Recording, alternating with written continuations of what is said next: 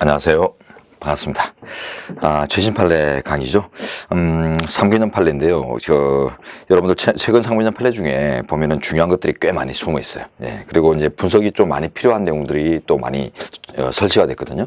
그래서 예전의 판례들에 비해서 요즘 판례들이 보면은 훨씬 더 정밀한 이런 논리 구성들을 요구하는 판례들이 많아가지고 이 판례 강의는 한번 여러분들이 경험을 하셔야 나중에 그 진모집에서도 제가 이제 진모 자료에도 제가 최신 판례를 많이 이제 구현을 해놨는데 그런 것들을 이제 제대로 이제 이해하고 시험장 가시려면은 이 강의를 통해서 좀 이해를 돕는 이런 방법을 이제 갖춰야지만 지문을 잘 보실 수 있을 것 같습니다. 네, 그래서 뭐 꼭 강의가 중요한 건 아니고 이제 그 진도별 모의고사 자료도 충분히 이해가 가능하다면은 그걸로 끝나면 되는데 혹여라도 이제 이해가 좀 안 되고 이제 좀 뻑뻑하다 이러신 분들은 빨리 최신 판례 강의를 찾아서 수강을 하시기 바랍니다. 자, 일단 이제 빨리 끝내야 되죠. 예, 빨리 진행해야 됩니다. 그래서 바로 이제 뭐 오리엔테이션 같은 것도 필요 없으니까 바로 진행하도록 하겠습니다. 자, 일단 2페이지 펼치셔서 1번 판례부터 이제 보겠습니다. 네, 헌법총론부터 통치구조까지 네, 차례대로 진행하는데 최신 판례들이 이제 제가 추릴대로 최대한 추려봤는데 그래도 그래도라기보다는 그래서 오히려 더 어려운 것만 분석이 좀 많이 필요한 것들만 남았다라고 할 수도 있겠어요. 그래서 이제 여러분들이 진모 자료로도 많이 경험하신 것들이 대부분이라 그래서 이제 이거 어디 있을까 봤다 이렇게 이제 느끼는 것들이 많으실 거예요. 기본서에서도 많이 담겨져 있고요. 그렇지만 그래도 또 이렇게 최신 판례만 모아가지고 따로 또 진행하다 보면 그래도 조금 더 분석적이다 보니 여러분들이 좀 뻑뻑해 하실 부분들도 있는데 일단은 이제 시험이 코앞이니까 우리는 딱 객관식 문제를 맞추는데 아주 실용적인 그런 부분으로 이제 한정을 해서 설명을 하고 분석을 하도록 하겠습니다. 자, 1번 판례 보겠습니다.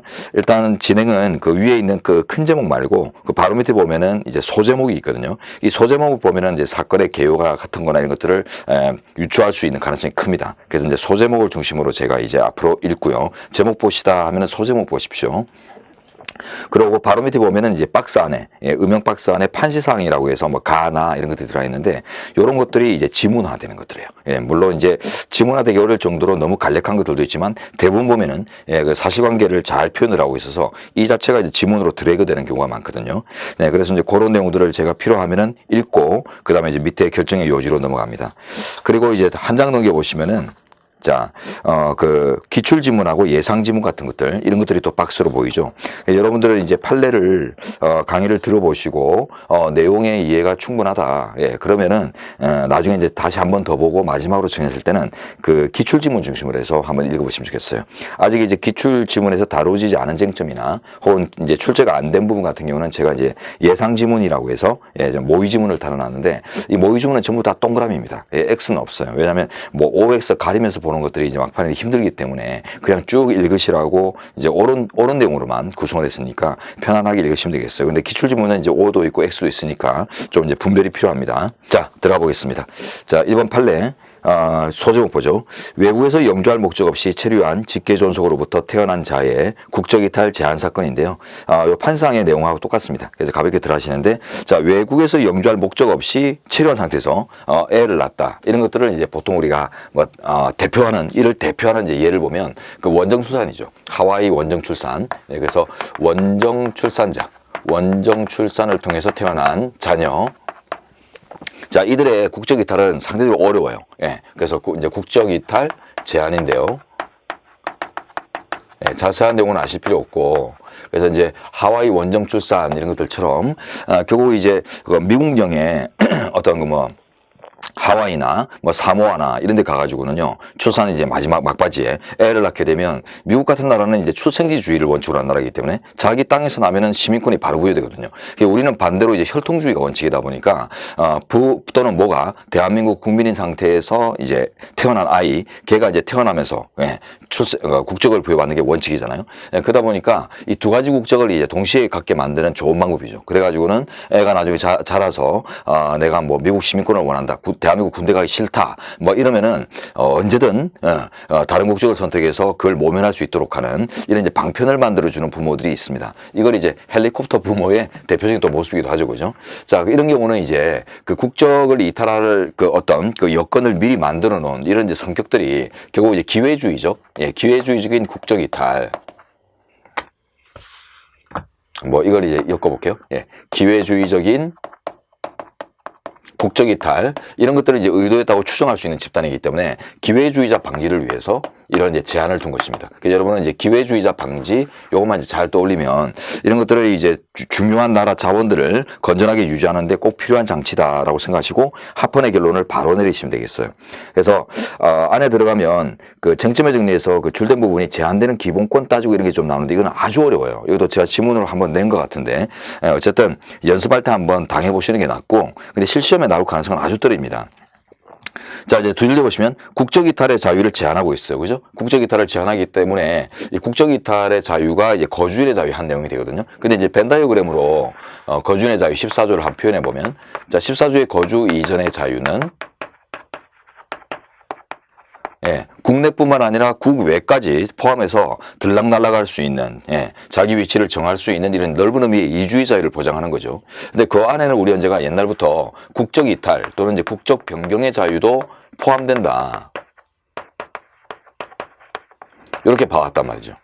자, 그러니까 지금 이런 식으로요, 국적 이탈의 자유를 포함하는 거주인의 자유 이런 식으로 이제 벤 다이어그램이 이제 나눠주고 주로 또 국적법 관련해서는 이 부분이 많이 문제가 되거든요. 이런 경우에는 그 제한되는 기본권이 어떤 거냐, 그 지금 문제되는 이제 국가자유이 요걸 제한하고 있는지 아니면 지금 요걸 제한하고 있는지 이런 것들을 우리 헌재가 이제 따지는 작업들을 최근에는 아주 세밀하게 하거든요. 그러다 보니까 이 사례가 말 그대로 이제 국적 이탈 제한 규정이니까 국적 이탈의 자유라고 하는 이제 거주인의 자유의 내용을 이제 제한을 하고 있는 건 당연합니다. 당연한데 이제 그 밖에 국적 이탈과 관련 없는 나머지 거주인의 자유의 제한 문제는 없거든요. 이 사례가. 그래서 그걸 이제 표현하는 게 두 줄에 보시면 이 사례는 국적 이탈의 자유를 제한하지만 다만 계속 읽어볼게요.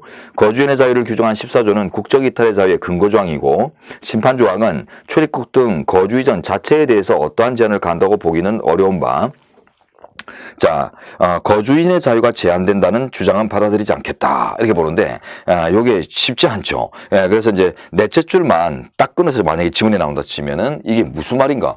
국적 이탈의 자유도 거주인의 자유 한 내용인데 왜 제한이 없다고 하지? 이렇게 볼 수 있는데, 우리 헌재가 이렇게 구획이 이렇게 나눌 수 있는 기본권 영역이 있을 때는 정확하게 이제 판단을 어느 지점을 건들고 있는지를 판단하는 과정에서 나오는 일련의 그 판단 과정이란 말이죠. 그래서 이거는 제가 볼 때는 딱 한 네 줄 정도 해당하는 부분을 딱 끊어가지고 문제로 내면은 이거는 의도적입니다. 틀려라. 이런 뜻이거든요. 근데 이제 맞춰라라고 낼라 치면은 그 위에 둘째 줄하고 넷째 줄을 같이 낼 거예요. 그래서 국적 이탈의 자유는 제한되고 있지만 그 외에 거주인의 자유를 즉 그 거주인의 자유 자체를 제한하고 있지는 않다. 이런 식으로 이제 낼 것 같은데 하여튼 요 의미를 좀 이해하시면 좋습니다. 그리고 이런 비슷한 구조로 갖는 게 이제 통신의 자유 같은 거 요즘에 보면 또 이런 구조로 나오거든요.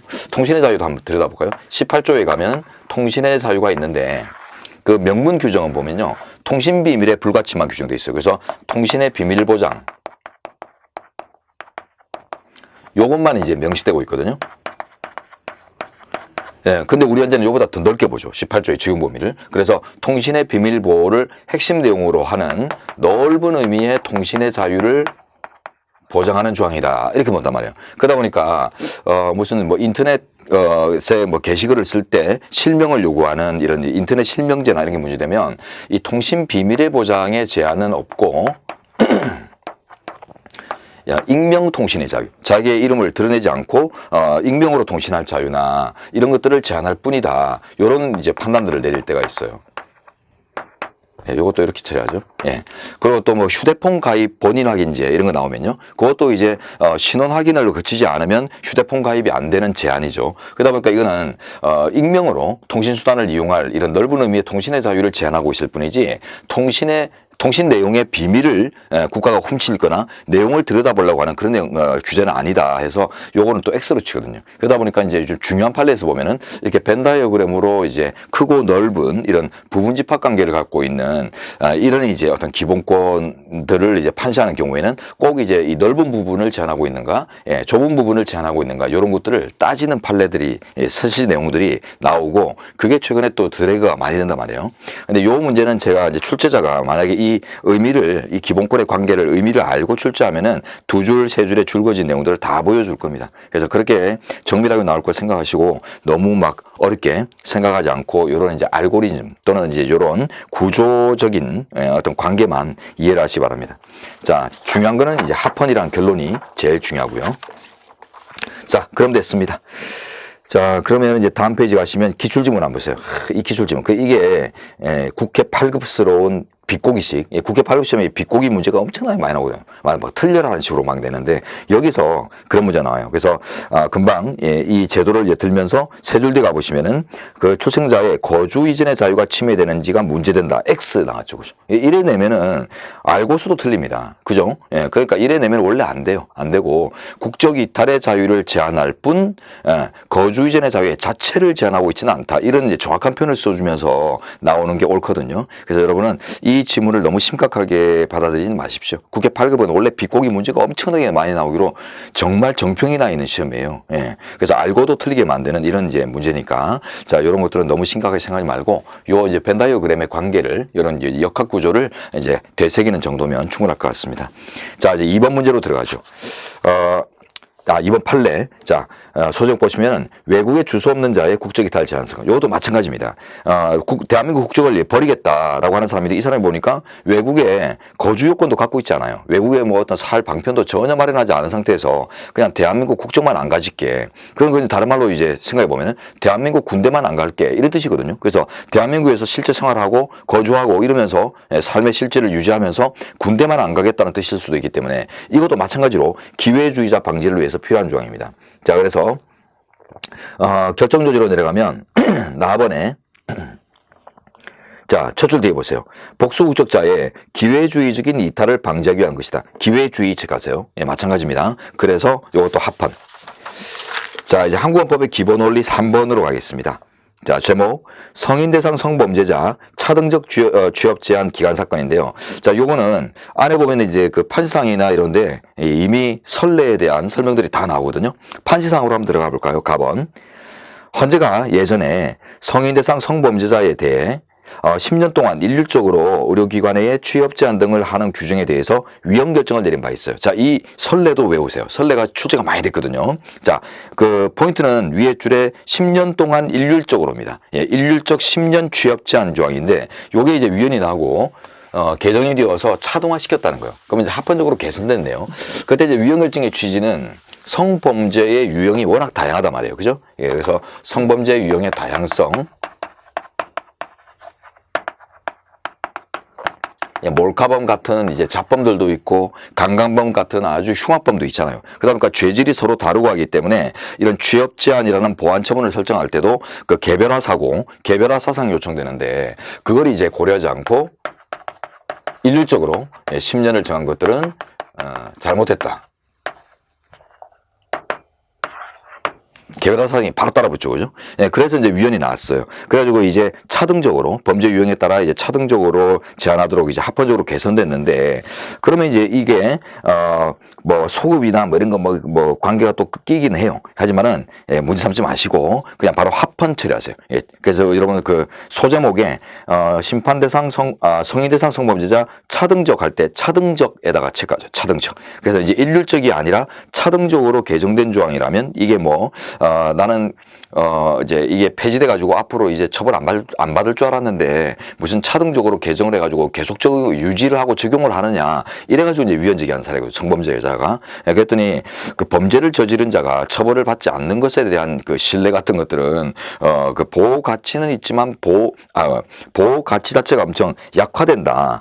거의 보호받기 힘들다. 이런 논리로 이제 구성하고 있어요. 그래서 이제 결정조지로 내려가 보시면 맨 마지막 단락에 자, 과거에 이제 일률적인 취업 제한 조항이 이제 위헌 떨어졌죠. 그러니까 어떤 이제 성범죄자가 이 조항이 이제 위헌으로 폐지됐으니까 나는 이제 취업 제한 없이 아무데나 이제 형만 마치면은 취업이 자유롭구나 이렇게 기대했는데 법이 개정되면서 차등화 시켜가지고 계속 취업 제한 제도를 유지한 거예요. 그랬더니 나는 이제 더 이상 취업 제한이 없을 줄 알았는데 왜 또 취업 제한을 유지하느냐 해가지고 위헌 제기했단 말이죠. 자, 그때 신뢰보호칙을 판단할 때는 이제 보호 가치 있는 사익, 신뢰 이익과 공익, 그들 간의 비교 역량 이 3단계를 거치죠. 이때 이제 중요한 포인트가 자, 위에서 4줄입니다. 줄 보십시오. 향후 성인 대상 성범죄자에게 의료기관 취업 제한이 없을 것이라는 기대는 정당한 신뢰 또는 헌법상 보호 가치 있는 신뢰로 보기는 어렵다. 요것만 좀 체크하세요. 예, 요거는 이제 보호되기 어렵다.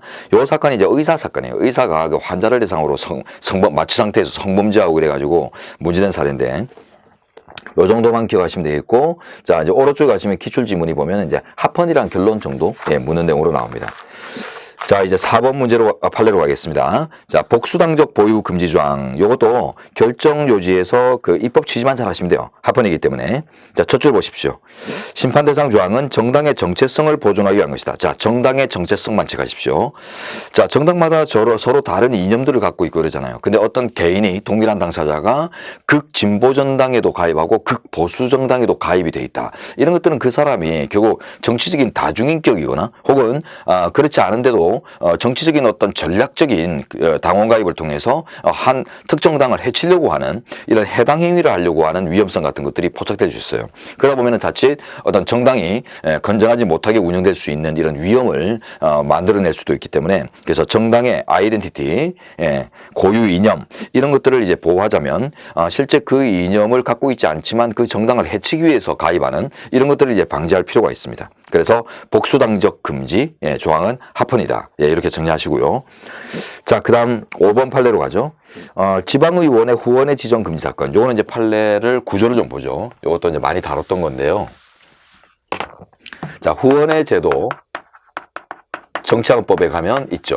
그래서 이제 국가가 주는 뭐 국고 지원금이나 뭐 이런 뭐 기탁금인 제도나 뭐 이런 것도 있지만은 개인들이 이제 선관위에 맡긴 돈을 이렇게 국고 보조금 배분 비율에 따라 가지고 이렇게 나눠주는 이런 뭐 다양한 제도가 있지만은 이 후원의 제도는 이제 그 후원이 필요한 정치인이나 어떤 정치 집단들이 자기 스스로 그 모금 창구를 만들어 가지고 그죠? 선관위를 거치지 않고 스스로 주고받을 수 있는 이런 이제 그 정치 기부의 창구를 보장하는 제도거든요. 근데 이게 이제 크게 두 방향으로 구성되고 있죠. 첫째, 돈이 드는 존재들을 생각해 보시면 됩니다. 주로 이제 공직선거나 중요한 어떤 당내 경선이나 이런 이제 후보자들이 보면 홍보 비용이 많이 필요하잖아요. 그래서 이제 후보자 집단에게 대해서 규율을 하고 있고, 그다음에 이제 현역 공무원들 중에서도 그 업무의 범위가 뭐 전국 단위로 크고 막 이래가지고 뭐 중차대한 국정을 담당하고 이런 결과 활동 비용 같은 것들을 지원해 줄 필요가 있는 이런 집단들이 있죠. 그래서 이제 후보자 같은 경우는 뭐 여러 군데서 뭐 두기도 하고 안 두기도 하고 하는데, 그게 이제 기준이 보면 주로 이제 선거구 규모나, 자, 선거구의 규모가 크면 클수록 비용도, 홍보 비용도 많이 들겠죠. 그죠? 반대로 이제 조그만 하면 적게 들 테고 이런데, 이 선거구 규모가 결국 이제 비용의 크기를 보여줍니다. 홍보 비용의 크기. 그래서 이제 선거구 규모 등을 고려해서 상대적으로 판단돼요. 그래서 위원도 나올 수 있고 또는 합헌도 나올 수 있고 여러 가지 정황을 가지고요. 그래서 판례들이 엄청 다양하게 존재해요. 예전에는 요 중에서 뭐 간간히 사례가 이제 지문화되기도 했거든요. 근데 제가 볼 때는 이거는 별로 중요하지, 이거보다 최근에 이제 이게 엄청 중요해요. 이쪽 부분이, 오른쪽 부분이. 왜냐면 이건 옛날부터 학계에서 비판이 엄청 많았던 부분이었거든요. 이 조항 부분이. 왜 비판이 많았냐면 이 국회의원만 한정을 시켰어요. 국회의원 한정. 근데 대통령도 안 되고요. 대통령도 안 되고 지자체장, 지방의원 누구도 안 되고 정치자금법을 만드는 국회의원들만 지네만 독식하기 위해서 요런 이제 규정을 두고 있었거든요. 그러다 보니까 요거에 이제 옛날부터 이게 정치자금법을 만드는 국회의원들의 악법이다. 지네들을 위한 독식하기 위한 악법이다라고 해서 비판이 많이 있었는데 요게 요번에 위헌이 떨어졌어요. 그래서 이 판례의 위상이 너무나 크고 중요하기 때문에 그래서 요 부분이 출제될 겁니다. 그래서 왼쪽 부분은 출제율이 이제 거의 없어졌다라고 생각하고요. 오른쪽 부분이 출제될 거니까 너무 신경 쓰지 마시고 요 결론만 잘 챙겨냈어요. 그래서 위헌 나왔습니다. 그만 말씀드렸지, 그 업무 비용이나 활동 비용을 지원하고 보조받을 존재가 국회의원만이냐 했을 때 아니다. 왜냐하면 이 사례가 이제 지방의원이 문제 삼은 사례인데요. 자, 이제 들어가 보겠습니다. 자, 로마자 2번으로 이제 바로 가시면요. 자, 네 줄 뒤로 가볼까요? 자, 지방의회 의원의 전문성을 확보하고 원활한 의정활동을 지원하려면 지방의원들에게도 후원회를 허용할 필요가 있다. 이런 표현을 쓰고 있죠. 그죠? 자, 그리고, 요게 근처 한번 써보겠습니다. 요게 근처에다가 지방자치의 활성화 때문입니다. 지방자치 활성화. 지금 지방자치가 이제 87년도 9차 개헌 이후에 이제 엄청 활발화됐죠. 그죠? 그래가지고는 지금 이제 지방자치가 큰 역할을 하고 있는데, 그러다 보니 지방의원들의 역할도 아주 증대되었다는 거죠.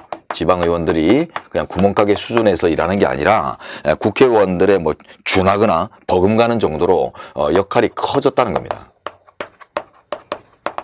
그런데도 역할이 커졌는데도 그러면 뭐예요? 업무 비용 또는 이제 활동 비용의 크기가 늘어났다는 거죠. 그런데도 자기 월급만으로, 월정 수당만으로, 자기 갖고 있는 재산만으로 일을 할 수는 없잖아요. 그러니까 이제 지원이나 보조의 필요성은 커졌는데 그럼에도 불구하고 이제 인정을 안 하고 있다. 그러면 결국 이제 이게 어떻게 되겠어요? 그 다양한 정치 자금들의 이제 필요성은 존재하는데 제도로서 보장을 안 해준다. 그러면은 물밑에서 받겠지. 예. 결국 이걸 다른 말로 하면 이제 정치 자금의 음성화라고 합니다. 자, 그래서 들어보겠습니다. 맨 마지막 5줄 한번 볼까요? 지방의원의 정치자금 모금을 음성화시킬 우려가 크다. 음성화, 즉하죠. 역할이 증대되면서도 이제 보장을 안 하기 때문에, 그리고 자칫하면은, 정치자금의 음성화 위험이 있다는 거죠. 요겁니다, 요거. 예. 요렇게 쫓아가 주시면은 아주 쉽게 이해가 떨어질 수 있을 것 같아요. 자, 이렇게 정리하시고, 아직 기출은 없습니다. 자, 그리고 이제 다음 6번. 자, 소제목 보시면 정당 등록 조항, 정당 명칭 사용 금지, 그 다음에 지역 정당, 정당 명칭 사용 금지는 뭐냐면 이제 정당으로 등록되지 않으면 무슨 당 이런 이제 명칭을 못 쓰게 돼 있어요. 일반 사회단체는 이제 정당, 당 이런 명칭을 못 쓰게 하는 건데요. 그다음에 이제 지역 정당, 법정 당원수 조항. 근데 이게 예전에 따로따로 선례가 다 있는 거예요. 요번에 이제 조합해가지고 한목에 다시 확인된 거지. 옛날부터 보면 정당 등록 조항 합헌, 그다음에 명칭 사용 금지도 합헌 나온 적이 있고요. 그다음에 이제 지역 정당, 법정 당원수 조항은 우리가 이제 5천 주소 해가지고 외우는 거거든요. 그래서 이제 그 5개 이상의 시도당을 가지고 시도당마다 1,000명 이상의 당원을 가져야 되며 그 당원들은 해당 지역의 주소를 가지고 있어야 된다 가지고 뭐 군소정당 및 지역정당 폐지 및 진성당원 확보라고 하는 취지를 갖고 있는데 이거 옛날부터 합헌이었거든요. 예전부터. 합헌 결정에는 이제 기속력이 없잖아요. 인권위기에서 법률의 위헌 결정이나 헌법소원의 인용 결정이나 권한쟁의 심판에 대해서만 기속력이 있다 보니까 결국 이제 법률의 합헌 결정 이런 것들은 기속력이 없거든요. 그러다 보니까 언제든 또 다룰 수 있습니다. 예, 그래서 이제 자꾸 다뤄지는 건데 또 합헌이에요. 네, 그래서 합헌이란 결론만 아시면 오른쪽에 있는 기출지문도 쉽게 풀 수 있겠습니다. 자, 이제 선거제도 쪽으로 넘어가겠습니다. 7번 보시죠. 제목. 자, 공직선거법 부진정 입법 부작위. 요걸로는 사건을 특정 못 하겠네요. 그죠? 예, 요거는 이제 판시사항을 내려가 봐야 되겠습니다. 자, 판시사항의 가본 보십시오. 공직선거법에 해당 조항 중, 자, 제외투표 기간 개시일 전에 귀국한 제외선거인 등에 관한 부분이 불완전 불충분해서 위헌인가. 자, 요건데요. 요거 여러분들 이제 풀어보셨습니다. 네, 일단 그 귀국투표 제한 조항이죠.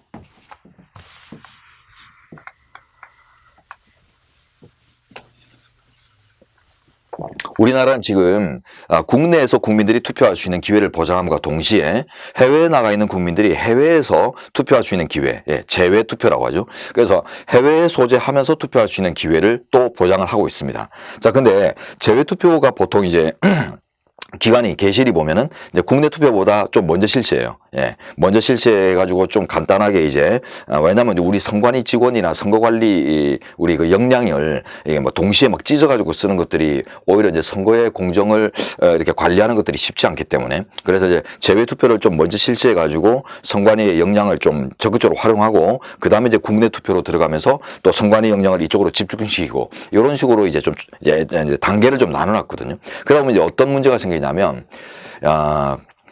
해외에서 투표를 하기로 되어 있는 사람인데 어줍지 않은 일로 그죠? 우연한 사정으로 국내에 들어와 가지고 부모님이 돌아가셨다거나 뭐 출장을 위해서 국내로 들어왔다거나 여러 가지 이제 우연한 사정으로 해외에서 투표하는 것은 어렵고 국내에서 이루어지는 투표를 보장해야 될 필요성이 있는 경우들이 생겨납니다. 그러다 보니까 이 귀국 투표 제도를 뒀는데 이 귀국 투표 제도가 이제 어떻게 되냐면 자 보십시오.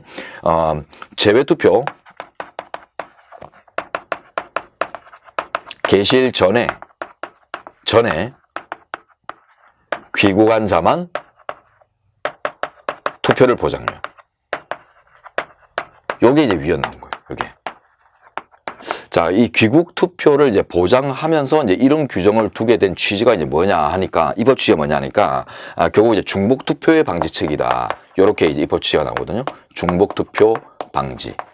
이걸 이제 이런 조건 없이 이제 바로 다 인정을 그냥 하다 보면은 결국 해외에서 제외 투표 기간에 참여해 가지고 해외에서 투표를 마친 사람이 바로 국내로 건너와 가지고 나도 국민이다 해 가지고 또 국내에서 또 투표할 수 있는 이런 이제 이중 투표의 위험이 있기 때문에 그걸 이제 법으로 차단한 거다. 예, 요게 입법 취지거든요. 취지 자체가 아주 나쁘진 않죠. 근데 이게 좀 불완전하다는 거예요. 그래서 이제 부진적 입법이다. 이래가지고 이제 위헌이 나오는데, 자, 이게 이제 이 사건이 어떤 사건인가? 사건을 케이스 한번 들어보세요. 지금 해외 소지하는, 즉, 예를 들자면 이제 미국에서 살고 있는 재외국민입니다. 근데 이분이 이제 해외 투표가 이제 며칠 있으면 이제 시작을 해요. 그래가지고 나도 이제 참여해야지 하고 이제 벼르고 있었는데 갑자기 이제 해외 투표가 진행을 하더니 중지 결정이 떨어져요. 왜 그러냐면 해킹 등으로 인해서 이제 서버가 다운되거나 전산망에 오류가 생겼다. 그래가지고는 잠시 이제 복구될 때까지 중지하겠다라는 결정이 나옵니다. 근데 갑자기 회사에서 김씨 서울 좀 출장 좀 다녀와. 정말 급한 일이야. 회사 운명에 달렸어. 그러니까 이분이 이제 어쩔 수 없이 그래 갔다 와서 언제 할 수 있을까 하면서 왔어요. 왔는데 이 사람이 이제 한국 서울로 오자마자 이제 바로 이제 이게 다시 이제 재가동된 거예요. 재투표가 재가동돼 가지고 이제 선거일 거의 막 이제 끝나가고요. 그러니까 이분이 지금 업무를 보고 있는 상태에서 이제 미국으로 돌아가가지고는 투표하기 힘들 것 같아. 끝날 것 같으니까 재투표가 이제 가동돼 가지고 끝날 것 같으니까 대한민국에서 국민 자격으로 투표를 할 수 없나 하고 보니까 귀국 투표를 보장하네요. 근데 보니까 개시일 전 재투표가 개시되기 전에 귀국한 사람들만 보장을 하는 거예요. 근데 이 사람은 개시가 되고 나서 어떤 전산장애나 서버 장애로 중단이 되는 바람에 못하고 온 사람이었거든요. 그러다 보니까 개시일 이후에 귀국한 사람이기 때문에 이 사람이 이제 제외 투표도 못하고 제외 투표도 사실상 힘들어졌고 귀국 투표도 못하게 되는 이런 국민인데도 열망이 있는데도 투표권 행사를 못하는 결과가 된 거죠. 그래가지고 이제 위헌 제기를 했더니 우리 헌재가 이제 이런 얘기를 합니다. 자, 들어가 보겠습니다. 자, 결정 요지로 들어가 보시면은, 자, 네 줄 가보세요. 제외 선거인 중 실제로 제외 투표를 한 사람들의 명단을 선관위에 보내거나 선관위를 경유하여 관할 구시군 선관위 보내요. 하여튼 넓은 의미로 이제 선관위에 명단을 쏘고 그래서 선거일 전까지 투표 여부에 관한 정보를 확인하는 방법을 상정할 수 있다. 확인하는 방법 체크해 볼까요? 이게 무슨 말이고? 지금 이제 국제적인 그 인터넷망이 쫙 깔려있고 행정 전산화가 완전히 구축된 이런 나라에서 지금은 이제 오늘 해외 투표를 했다 하면은 오늘 실제 이제 참여한 사람들, 그런 사람들의 명단이 바로 당일 실시간으로 이렇게 공유가 된단 말이죠. 국내와 그죠? 해외 공간이. 그러니까 이런 시절에 이런 이제 획일적인 그 기준만 제시해가지고 실제 이제 투표를 귀국 투표가 중복 투표가 아니라고 충분히 확인할 수 있는 이런 사람들인데도 불구하고 투표권을 보장하지 않는 결과들이 잘못됐다는 것입니다. 그래서 중복 투표를 방지하기 위해서 도입한 취지는 괜찮은데, 근데 우리 헌재가 시대착오적인 행정편이다. 이래가지고 이제 위헌 결정을 내려요. 시대착오다. 예. 그래서 이거는, 지금 어떤 시대예요? 인터넷망이 다 깔렸고 행정이 전산화되고 해가지고 거의 당일 실시간으로 중복투표 대상자인지 아닌지, 투표를 이미 한 사람인지 아닌지 이런 것들을 다 국내에서 정보를 받아볼 수 있는데 그거 한번 대조해보면 되는 것들을 안 하고, 결국 이렇게 획일적으로 처리한다는 것들이 국민의 주권 실현에, 그 엄격한 보장 취지 이런 것들을 역행했다고 보는 거죠. 네, 그래서 이제 위헌입니다. 자, 됐고 이제 기출 지문이 있습니다. 한번 읽어보시고 이제 8번 가보죠. 제목 공직선거법상 선거운동 기간 제한 및 처벌 조항 사건인데 이게 뭔가 위헌이 났다고 하는데 요거만으로 부족하겠네요. 자, 이제 판상 내려보시면 가번. 자, 공직선거법 조항 중 그 밖의 집회, 그 밖의 방법에 관한 부분이 명확성에 반하는가. 요 명확성은 괜찮다고 했는데, 자, 다음 페이지 가보시면 요 부분만 바로 보시면 돼요. 명확성 있지만 아예 보지 마세요. 자, 4번. 국공선법 조항 중 선거운동 기간 전에, 여기 죽으세요. 선거운동 기간 전에 개별적으로 대면하여 말로 하는 선거운동, 여기 체크하세요. 네. 지금 이제 선거운동 기간은 제한돼 있죠. 선거운동 기간을 둔 이유가 무절제한 이제 홍보 활동을 하다 보면은 금력에 따르는 이제 차별이나 차이나 불균형 이런 문제가 심각해서 선거의 공정을 오히려 해칠 수 있다. 그래서 이제 금력이 작동하지 않는 가장 균등한 방법론을 가지고 선거운동 방법을 제시하면서 일정하게 정해져 있는 선거운동 기간 안에서만 그 법이 정한 선거운동 방법으로 운동하게 만들어놨거든요. 그래서 선거운동 기간을 이제 조금 이제 아시면 좋죠. 선거운동 기간은 지금 법에 따르면은 여기 대통령 선거하고 나머지 선거가 좀 달라요. 근데 그거는 뭐 문제 안 나오니까 신경 쓰지 마시고 법정 선거일, 법으로 정해져 있는 대통령 선거와 기타 선거의 그 개시일입니다. 개시일부터 선거일 전일까지가 선거운동 기간이에요. 요거 가로 묶고 버리시면 요거 기억하세요. 개시일부터 전일까지. 예, 이렇게 이제 기억하시는데, 자, 그러다 보니 선거운동 개시일 전에 하면 안 돼. 원칙적으로는 안 되죠. 예, 법에 따라서 선거운동을 이제 할 수 있는 기간이 정해져 있기 때문에. 그래서 선거운동 기간이 개시되기 전에 사전 선거운동, 요거는 원칙적으로 금지되는 거죠. 예비후보자나 이런 경우들 빼고, 예, 요런 이제 원칙적으로 금지인데, 요 규정에 대해서 우리 헌재가 일부 이제 위헌 결정을 내린 거예요. 그래서 이제 사전 선거운동 또는 개시일 이전의 선거운동을 일률적으로 전면적으로 다 이제 금지하는 이제 이런 이제 체제와 관련해서 이제 원칙적으로 막 전방위적으로 금지한 체제에 대해서 좀 열어라. 일부는 열어야 된다. 그 내용이 지금 뭐냐면 주건데 선거운동 기간 전이라고 할지라도 즉 개시일 전이라고 할지라도 개별적으로 대면하여 말로 하는 운동. 자, 개별적으로 대면하고 말로 하는 선거운동, 이거는 보장할 필요가 있다는 거죠. 이겁니다. 개별적으로 대면하여 말로 하는 선거운동을 보장하라. 예. 그래서 이런 것들을 이제 보장하지 않았기 때문에 그 부분만큼 위헌이다라는 뜻이 되는데요. 왜 그러냐면 이게 가장 이제 저렴하고 예, 그 원초적인 이런 이제 선거운동 방법이죠. 예, 가장 원초적이고 그래서 뭐 가진 자나 갖지 못한 자, 뭐 돈 많은 사람이나 돈 없는 후보자나 구별 없이 누릴 수 있는 가장의 경제적인 운동 방법이기 때문에 이런 것들은 이제 금권 선거 방지 취지나 뭐 여러 가지 선거 운동을 제한해야 될 취지들이 취지로부터 벗어난다고 봐요. 벗어나기 때문에 이런 것들은 이제 국민의 활발한 어떤 주권 실현과 관련해서 오히려 장애를 유발할 수 있기 때문에 요거는 좀 보장을 해주는 쪽으로 가라. 이렇게 이제 바뀌었어요. 판례가 나왔어요. 그래서 이제 개별적으로 대면하여 말로 한다는 말이 뭐 직접 발에 땀나게 찾아가가지고 막 그죠? 막 침 튀기면서 얘기하는 이런 거 아니에요. 이런 데서는 일반적으로 이제 금력이나 권력이나 이런 것들이 작동할 위험이 거의 없는 아주 이제 형평성이 있는 이런 방법이기 때문에 아주 대중적인 방법이라고 해요. 대중적인. 좀 쉽게 얘기하면 대중적인 방법이라는 거예요. 그러다 보니까 이제 이런 것들은 불법이 끼어들 위험이 거의 없기 때문에 이런 것들은 이제 주권 실현에 기여하는 의미로서 이제 보장하는 쪽으로 보장하는 방향으로 규율이 돼야 할 것이다. 그래서 이제 요걸 이제 앞으로 허용해줘라라는 의미에서 위헌 결정을 내렸습니다. 자, 근데 요 비교할 게 또 하나 있어요. 다른 판례가 하나 있는데, 사전선거 운동은 금지되는데, 그러면서 이제, 그래서 이제 선거운동 기간 전에 시설물을 이용한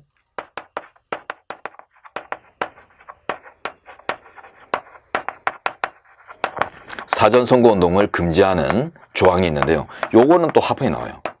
요 좀 두 판례를 비교를 좀 잘 하셔야 됩니다. 자, 요거는 이제 시설물이죠, 시설물. 요거는 이제 합헌. 예, 금지하는 게 합헌입니다. 예, 금지됨이 마땅하다는 거죠. 예, 금지되는 것을 위헌으로 보지 않고 합헌으로 봤다. 그래서 이제 개별적으로 대면해서 말로 하는 이런 가장 대중적인 방법론은 보장하는 것이 필요한데 보장을 안 하고 있으니 그 부분 위헌이고, 그러나 시설물을 이용한 사전선거 운동은 금지되고 있는데 그거는 필요하기 때문에 합헌이다라는 결론이거든요. 이 외에요, 이 시설물 같은 것들은 어때요? 이거는 경제력이 개입되거든요. 예, 그래서 경제력이나 이런 것들의 이제 차이에 따라서 예, 그래서 금력이 발동할 수 있는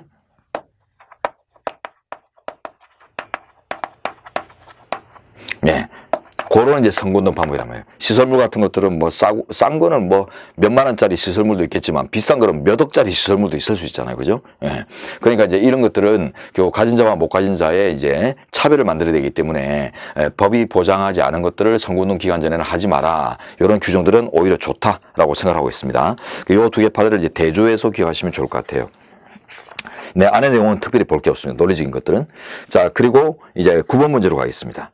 자, 소제목, 집회나 모임, 예, 그리고 그 다음 개최, 집회나 모임 개최, 지나가서 현수막, 그 밖에 광고물 게시, 광고, 문서, 도화, 첩부 게시, 확성장치 사용을 금지하는 공선법 조항. 요거는 대부분 이제 위헌이 떨어집니다. 근데 하나가 이제 합헌이거든요. 그걸 이제 다시 보셔야 되는데, 여러분 그 앞쪽의 것들은 대부분 위헌이에요. 근데 제목 마지막에 확성장치 사용 금지 있죠. 확성장치 정도 체크할까요? 요거는 합헌이에요. 예. 나머지는 다 위헌인데, 요것도, 요렇게 정리를 해보겠습니다.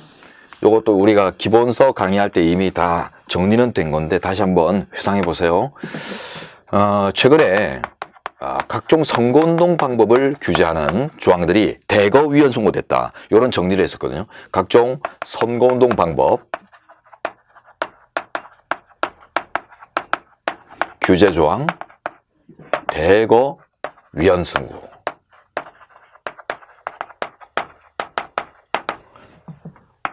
포인트는 여기 있습니다. 방법, 예. 선거운동 수단 또는 방법. 예. 그래서 이제 보시면은 다시 소정 볼까요? 뭐 집회 방법으로, 예. 모임을 개최하는 방법으로, 현수막을 설치하는 방법으로, 뭐 광고물 등을 뭐 이렇게 배부하는 이런 방법으로 하는 거, 못하게 했던 거. 이런 것들이 대부분 이제 위헌이 떨어졌단 말이에요. 이게 취지는 똑같습니다. 그래서 선거는 이제 국민 주권의 실현인데 나라의 주인이 자신의 이제 주인된 그 권리를 행사하는 것인데 이걸 이제 이거지 안 하고 저거지 안 하고 막 이렇게 다 제한하다 보니까 이 국민들이 올바른 목소리로 참여해서 공정한 선거를 이제 이끌어내는데 많은 장애가 된다고 봐요. 그래서 이제 대부분 막 위헌 나오거든요. 그러니까 이제 확성장치 사용 금지 이거는 우리 선례 중에 보면은 그 데시벨 기준 그죠? 소음 규제 기준이나 데시벨 기준 자체를 안 두는 바람에 뭐 주거 근처나 막 이런 데서 막 쩌렁쩌렁 떠들어가지고 이제 쾌적한 환경에서 살 권리, 이런 환경권을 침해하는 이런 문제들이 이제 제기된 사안에서는 우리 현재가 환경 보호 의무를 국가가 그 과소하게 이행했다. 최소한의 환경 보호 의무를 제대로 이행하지 못했대 가지고 위헌 결정이 떨어지거든요.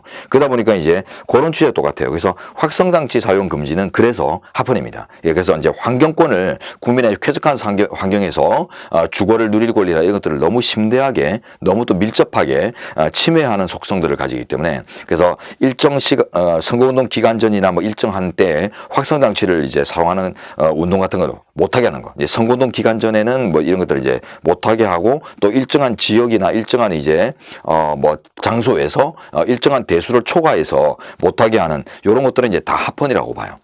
자, 그래서 요거만 가려내시면 되겠고, 이제 결정 노지로 가시면 맨 마지막 라 항목으로 가볼까요? 예. 자, 15페이지에 라 항목 내려가 보시면 확성장치가 나오죠. 여기만 보죠. 줄 보겠습니다. 확성장치에 의해 기계적으로 유발되는 소음은 자연적으로 발생하는 생활소음에 비해 상대적으로 큰 피해를 유발할 가능성이 높고 모든 종류의 공직선거 때마다 확성장치로 인한 소음을 감내할 것을 요구한다면 선거 전반에 혐오감을 야기시킬 우려가 있다. 예, 그리고 이제 쾌적한 주거 환경을 보장받지 못하는 유권자들이 결국은 이 선거를 아주 부정적으로 인식하고, 예, 그래서 결국 주권자로서 서의 그 권리 실천에 오히려 방해되는 요소로 작동할 수 있다는 겁니다. 그래서 이런 금지되는 것들이 필요한데 예전부터 금지해 왔죠. 그 예전부터 합헌이었습니다. 이것도 이제 확인 판례예요. 이 판례들이 보면 다 이제 여러 판례로 이미 확인된 것들을 다 조합해서 한목에 다룬 판례라는 의미만 있지 이런 이제 합헌 결정이나 뭐 위헌 결정이 이미 막 연이어서 계속 나오고 있거든요. 예. 자, 요거만 이제 봐주십시오. 확성장치 금지만 합헌. 자, 그리고 이제 10번 판례로 가겠습니다. 자, 연설대담 장소에서 질서문란 행위를 규제하는 거 합헌입니다. 질서문란 행위 금지 체크해 놓으세요.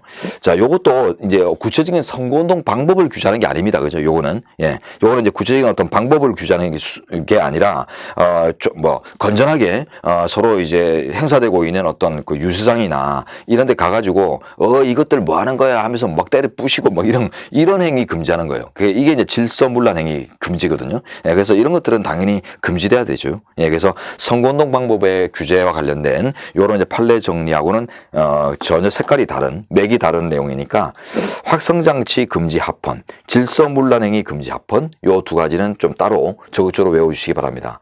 자, 그리고 이제 11번으로 갑니다. 제목 사전투표용지 1년 변호 사건인데요. 자, 판상으로 바로 가죠. QR코드가 표기된 사전투표용지 발급행위, 그리고 이게 공권력 작용인가. 요거는 이제 공권력 작용성을 부정했는데 요거는 별로 중요하지 않은 것 같아요. 예, 짤막하게 짜서 헌법재판 이론으로도 별로 그렇게 중요하지 않은 것 같아서 좀 무시하셔도 되겠고요. 자, 이제 4번 가볼게요. 사전투표관리관이 투표용지의 1년 번호를 떼지 않고 선거인에게 교부하도록 하는 것. 이게 이제 문제가 되거든요. 자, 1년 번호를 떼지 않고 여기 지켜놓으세요. 근데 문제는 예전에는 이제 그 투표용지 같은 게 보면은, 지금은 이제 바코드예요. 바코드로 이렇게 해가지고 눈으로 그냥 봐가지고는 어떤 기계적 장비 없이는, 고유번호 같은 것들을 인식이 불가능하죠. 그래서 지금은 바코드로 처리되고 있는데 예전에는 이게 이제 숫자였죠. 숫자가 써져 있거든요. 그러다 보니까 이게 숫자가 달려있는 투표용지를 들고 가고 그걸 투표해가지고 또 투표함에 넣고 막 이러다 보면 투표자의 투표 결과, 예, 이런 것들을 알고 자치면은 충분히 유추하고 이제 추적할 수 있거든요. 어떤 번호를 가진 사람이 어떤 성향이다 이런 것들을 막 연결해 가지고, 예, 이런 이제 당사자의 어떤 의식 체계나 이런 것들을 이제 추론할 수 있어요. 그러다 보니까 옛날에는 이제 숫자로 써진 1년 번호를 딱 떼고 줍니다. 딱 떼고 이제 주고 그걸 가지고 이제 오늘 몇 명이 왔는가 이런 것들을 이제 감독하고 막 이러거든요. 예.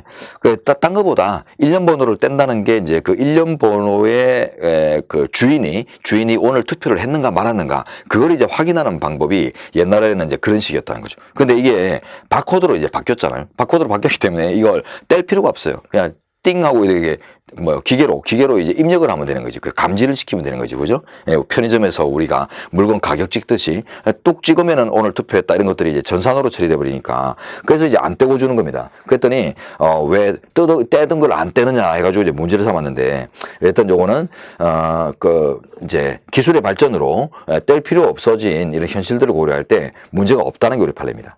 자, 이제 4번의 줄로 가볼게요. 바코드 방식의 1년 번호는 육안으로는 식별이 어렵기에 더 이상 숫자식의 1년 번호 방식에서와 같은 이유에서 비밀 투표 침해를 막기 위한 목적으로 반드시 떼어날 필요가 없게 되었다. 이게 나오는데요. 그래서 그 위에 줄, 위에 있는 내용들하고 쭉 이렇게 연결해서 한번 보시면은, 예, 편하게 이해될 겁니다. 최근에 이제 이렇게 기술의 발전으로서 이제 이루어진 여러 각종의 투표 절차의 개편 이런 것들 다 문제 삼지만 다 합헌이에요. 왜냐하면 사전투표 같은 경우는 국민들이 좀 문제의식을 갖고 있는 것 같아요. 그죠? 사전투표 같은 경우는 조작의 위험이나 이런 것들 옛날부터 약간 뭐라고 할까, 음모론 같은 것들 이런 것들 많이 작용하잖아요. 사전투표만 하고 나면. 왜냐하면 이제 사전투표에서 나온 결과가 거의 이제 본투표의 결과하고 맞먹는 이런 혹은 이제 이제 사전투표의 결과가 본투표의 결과를 이제 자극할 수 있잖아요. 그죠? 그래가지고 이제 문제가 많이 될 수 있기 때문에. 그래서 요번에 이제 윤 대통령이 비상계엄을 발동할 때도 중앙선관위에 그렇게 개헌군을 이제 투입한 이유가 그런 것들하고 또 관련이 있다고도 하니까요. 그러니까 이제 사전투표 때문에 이제 몇 차례 지금 문제가 됐는데 대부분 전부 다 합헌입니다. 전부 다 합헌. 자, 이제 다음 페이지 12번에 두 번째 사전투표 사건이 나오는데요. 자, 지금 보시면 사전투표 용지 인쇄 날인에 관한 사건인데, 자, 인쇄 날인 체크해 놓으십시오. 자, 판상의 가번 가겠습니다. 자, 사전투표 관리관이 투표용지에 자신의 도장을 찍는 경우 도장의 날인을 인쇄 날인으로 가름할 수 있도록 한 거, 요게 이제 문제됐거든요. 옛날에는 빨간 인주 찍어가지고 이제 도장이 이제 하나씩 막 이렇게 하는 방식이었는데 최근에는 또 요게 또 이제 기술의 발달 이런 거하고 더불어서 자기 선거관리관에 선거사무관에 도장을 인쇄로 이제 등록을 하면은 이게 이제 출력돼 가지고 엄청 많은 종이에 막 도장이 이렇게 우표처럼 이렇게 찍혀 나온단 말이에요. 그럼 그걸 이제 그냥 갖다 붙이는 식이거든요. 이게 도장을 일일이 찍는 방식, 예, 현장에서 도장을 일일이 찍는 방식보다 이제 미리 그걸 뽑아 가지고 붙여 놓는 방식, 이런 것들이 훨씬 더 용이하다. 예, 신속한 어떤 선거의 결과 도출에 용이하다고 생각하기 때문에 그래서 이제 이 제도를 바꾼 건데, 이것도 마찬가지로 괜찮다. 예, 합리적인 방법이라고 합니다. 자, 그래서 예, 내려가 보시면 법률유보 쪽은 보지 마시고 이제 나번 쪽으로 내려가 볼게요. 요지. 자, 줄 보시면 사전투표의 효율적 진행을 위해서 마련되었다. 효율적 진행 체크하십시오. 예, 그 투표 절차를 아주 효율적으로 능률적으로 유도해서 신속한 결론 도출에 이바지한다. 예, 이런 뜻입니다. 자, 그리고 이제 밑에 또 줄도 한번 보태보면은 자, 이 사건 조항으로 인해 사전투표관리관이 자신의 도장을 직접 찍을 때에 비하여 위조된 투표지에 유익 가능성이 있다고 볼 만한 사정도 없다. 요게 이제 위헌 주장이거든요. 그러다 보니까 그 누구나 이렇게 세비해가거나 뭐 유출되거나 해가지고는 예, 막 붙여가지고 이게 예, 불법 투표용지로 막 악용될 수 있지 않느냐. 예. 그러니까 이제 그럴 위험을 그렇게 상정하기 힘들다. 엄격하게 관리하기 때문에. 그래서 도장은 하나이나 그 인쇄물은 여러 장이다 보니까 유출의 위험도 있지 않나 하지만 철저하게 관리하는 그 어떤 관리 태세들이 완비되어 있기 때문에 문제 없다라는 게 우리 판례입니다. 자, 그리고 이제 13번 판례로 들어가겠습니다. 지방공사 상근직원의 선거운동 금지. 이거는 옛날부터 계속 나오는 판례인데 요번에 나온 판례는 이제 지방공사에 대해서 좀 더 뭐 여러 가지 문제 사안들을 다 포괄적으로 포섭할 수 있는 좀 더 넓은 법칙이 나와가지고 넓은 사안에 넓은 법칙이 나와가지고 뭐 또 시험에 나오겠습니다. 자, 요 사례가 여러분이 그 소제목에 지방공사 상근직원 할 때 그 상근직원 위에다가 자, 임원, 상근 임원 등은 이제 임원 요거하고 이제 비교를 하셔야 돼요. 지금 법에서는 상근 임원, 상근 직원 모두를 상근 임직원이죠. 임직원을 이제 선거운동에서 배제를 하거든요. 근데 우리 현재는 옛날부터 임원은 이사급의 이런 회사의 임원 같은 경우는 어때요? 이들은 이제 조직을 동원할 수 있는 힘이 있죠. 그죠? 그래서 조직 동원력이 있기 때문에 자, 요거를 선거판에 악용하고 남용할 위험이 커요. 그래서 금지할 이익이 있습니다. 근데 이제 직원은 어떻습니까? 직원은 그냥 뭐 단순한 월급쟁이인데 이 월급쟁이가 뭐 조직을 동원하고 이용해가지고 선거를 흐리고 이럴 이제 어떤 힘 자체가 현격하게 차이가 나기 때문에 그래서 상근이란 말은 상시 근로 의무가 있다는 거 빼고 나면은 비상근직하고 뭐 차이가 없어요. 그러다 보니까 상근이란 것은 무슨 권한을 주는 건 아니고 상시 근로 의무만 주는 거죠. 의무만. 그래 이제 의무가 버렸을 뿐이지 상근직이라고 해서 뭐 엄청난 비상근직에 비해서 대단한 권한을 갖고 있거나 권한을 부여받고 있고 이런 건 아니기 때문에 그래서 상근이든 비상근이든 직원은 빼라, 보장해주라. 그래서 국민의 선거권을 보장하는 방향으로 생각하자면은 임원 정도만 금지를 해도 충분하다라고 보는 게 이제 우리 판례입니다. 자, 그 내용이 다 됐고, 뭐, 다음 페이지 줄 보시면 다 그런 내용이라서 특별한 건 없는데, 대신 이제 여러분은 다음 페이지 가면 첫 줄, 두 줄, 이거는 아주 많이 나오는 그 판례 이론이죠. 그죠? 그래서 이제 선거운동은, 정치적 표현의 자유의 일환으로서, 표현의 자유는 적극 보장설, 즉, 아주 민주주의의 초석을 이루는 결과, 일개인적 영달을 넘어서서 공동체 전체에 발전에 기여하는 성격이 강하잖아요. 언론, 출판, 집회, 결사의 자유. 그러다 보니까 이제 선거운동의 자유는 정치적 표현의 자유 또는 이제 표현의 자유에 기초하거든요. 그러다 보니까 결국 그 제한입법에는 아주 엄격한 심사 기준이 적용될 필요가 있다. 요런 이제 논리 하나 챙겨내시기 바랍니다. 자, 그리고 이제 그 밑에 줄, 뭐 중간쯤에 있는 줄이 이제 상근 임원과 다르게 상근 직원은 별거 없다. 이런 내용들이 막 나옵니다. 규제의 필요성이 없다는 거죠. 자, 그 다음 14번 문제 요거부터는 좀 쉬었다가 진행하도록 하겠습니다, 여러분.